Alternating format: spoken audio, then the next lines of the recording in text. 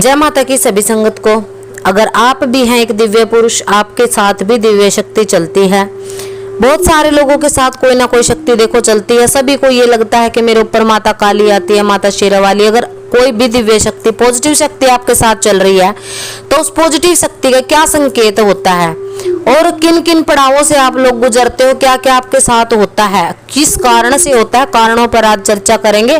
तो अगर आपको लगता है कि मैं जो भी किसी के लिए वचन बोल देता हूँ या बोल देती हूँ वो सत्य हो जाता है, यानी कि मैंने अगर अपनी शक्ति के आधार पे माता रानी का नाम लेकर के किसी को आशीर्वाद दे दिया तो वो आशीर्वाद फलित हो जाता है, तो ये सच्चाई का किस चीज के साथ कनेक्शन है, क्यों ये सत्यता बाहर निकलती है। तो देखो, हमारे शरीर में जब भी आप कोई मंत्र जाप करते हो, साधना करते हो, किसी भी शक्ति की सेवा पूजा करते हो तो नेगेटिविटी आपकी कटती है और पॉजिटिविटी आपके अंदर ट्रांसफर होती है। तो हमारा सबसे पहला चक्र जो है मूलाधार चक्र, जिसको कुंडलिनी जागरण भी बोल दिया जाता है, वो जागृत हो जाता है। अब मूलाधार कहाँ होता है?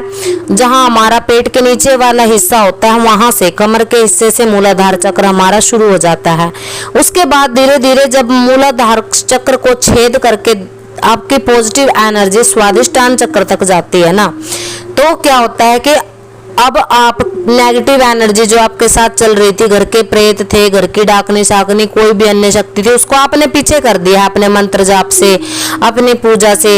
अब आपका जो है स्वादिष्टान चक्र, जो हमारा नाभि के आसपास का एरिया होता है, उसके बाद मणिपुर, अनाहत, ये दो चक्र और आते हैं। इन चक्रों को पार करते करते जब हमारी कुंडलिनी, हमारी शक्ति, पॉजिटिव एनर्जी विशुद्ध चक्र पर, यानी कि कंठ चक्र भी इसको बोल दिया जाता है, विशुद्ध चक्र पर पहुंचती है, तो वहां जाकर के खेल शुरू होता है आपकी जीवा से सत्य होने वाला वचन। यानी कि जो विशुद्ध चक्र होता है ना, जब वो आपका खुल जाता है, वो एक्टिवेट हो जाता है, यानी कि आपकी पॉजिटिव एनर्जी इतनी हावी हो जाती है कि आपके कंठ को, आपके विशुद्ध चक्र को, विशुद्ध का नाम ही आप नाम से ही पता लगा सकते हो कि नकारात्मक शक्तियों को, नकारात्मक ऊर्जा को काट करके जब शुद्ध सकारात्मक ऊर्जा का प्रवेश आपके कंठ से होने लग जाए, तो कंठ से निकली हुई, गले से निकली हुई, आपकी जुबान से निकली हुई आवाज,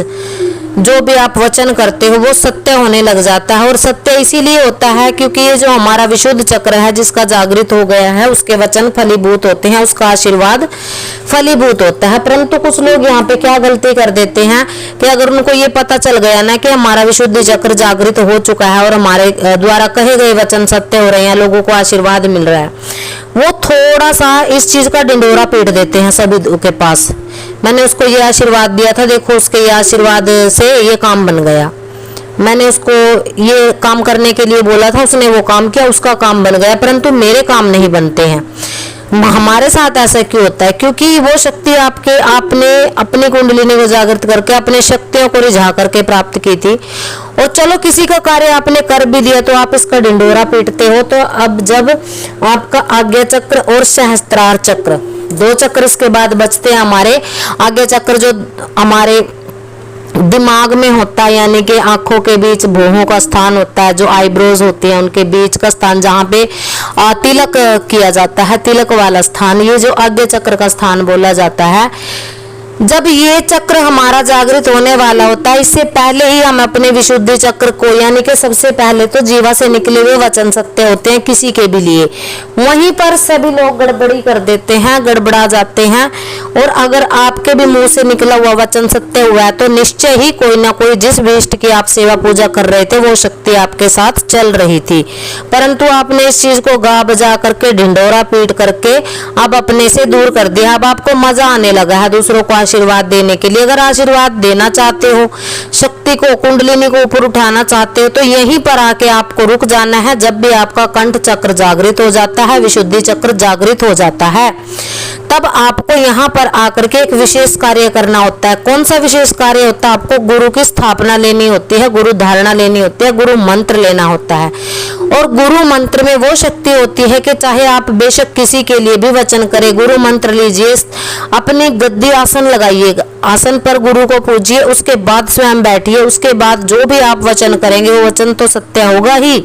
आपके विशुद्धि चक्र के साथ साथ धीरे धीरे जैसे आप गुरु मंत्र का जाप करेंगे, गुरु सन्निधि में चलेंगे, आपका आज्ञा चक्र भी खुलने लगेगा। और जो सहस्त्रार चक्र होता है, जो ऊपर का चोटी का शिखा का भाग होता है, जहां पर शिखा होती है, ब्रह्मरंध्र भी इसको बोल दिया जाता है, जो सबसे नरम हिस्सा होता है शरीर का। आपने देखा होगा कि वो गाँव में बहुत सारी लेडीजें क्या बोल देती हैं, जहाँ पे एक चक्र से बने हुए होते हैं, किसी किसी बच्चे के सिर में 2 भी बने हुए होते हैं, तो गाँवों में इसका अंदाजा इस चीज से लगाया जाता है, जिसके सिर में 2 चक्र होते हैं ना, वो कहते हैं कि इसके बाद लड़का ही पैदा होगा इस बच्चे के बाद। देखो इसके सर में भोरा या भोरी, उसको ऐसा नाम दे दिया जाता है। आप लोग अगर गाँव से या जो वो लोग तो समझ लेंगे इस चीज को। पर ये सहस्त्रार चक्र होता है ब्रह्मरंध्र, यानी कि जहां से शक्ति वास्तव में हमारे शरीर में प्रवेश करती है, पॉजिटिव एनर्जी अंदर प्रवेश भी यहीं से करेगी और निकलेगी भी यहीं से। जो नेगेटिव एनर्जी है वो शरीर के अन्य छिद्रों से हमारे शरीर में प्रवेश करती है। और अगर आप इस चीज को बारीकी से समझना चाहते हैं तो आपको अथर्ववेद पढ़ना चाहिए, स्कंद पुराण पढ़ना चाहिए, आपको उसमें ये चीज पता लगेंगी। तो जिस इंसान के मुंह से निकले हुए वचन सत्य हो रहे हैं, आशीर्वाद फलित हो रहा है, क्योंकि विशुद्ध चक्र में जो है सत्य होने का, ज्ञान का आभास जो है आपको मिलता है। और उसी के बाद आपकी जो भक्ति होती है वो पकने की कगार पे आती है, यानी कि आपका आज्ञा चक्र और सहस्त्रार चक्र जब खुल जाते हैं तो आप एक उच्च कोटि के भगत, उच्च कोटि के साधक बन जाते हैं। और उच्च कोटि का साधक कभी भी किसी के लिए बुरा नहीं करता, कभी भी झूठ नहीं बोलता। और जिन लोगों की कुंडलिनी मूलाधार में या फिर स्वादिष्टान चक्र में ही फंस के रह जाती है ना, हृदय चक्र जो होता है यहाँ तक ही फंस के रह जाते हैं, तो वो दुनिया की मोह माया में घुसे रहते हैं। ये वही लोग होते हैं जो चौकियों पर बहुत सारा पैसा इनको कमाना होता है, जो बहुत सारा धन कमाते हैं, इनको किसी के दुख दर्द से कोई मतलब नहीं होता। इन लोगों को अपना सिर्फ काम करने का पैसा लेना होता है, यानी कि पूछा का मुझे इतना पैसा चाहिए, इलाज का मुझे इतना पैसा चाहिए। ये वो लोग होते हैं जिनकी कुंडलिनी इनके मूलाधार और स्वादिष्टान चक्र से ऊपर उठी ही नहीं। इन लोगों को नहीं पता होता कि विशुद्ध चक्र, चलो हो सकता है कि विशुद्ध चक्र तक ये पहुंच भी गए हों, परंतु आज्ञा चक्र किसी का भी जागृत नहीं होता। अगर आज्ञा चक्र आपका जागृत हो जाता है तो थर्ड आई आपकी ओपन हो जाती है। किसी भी व्यक्ति को आप सामने देखते हो तो उसके बारे में आपको अंदाजा होना शुरू हो जाता है। तो अपने गुरु मंत्र का जाप नित्य प्रति करते रहें, गुरु मंत्र पर, अपने इष्ट पर भरोसा रखें।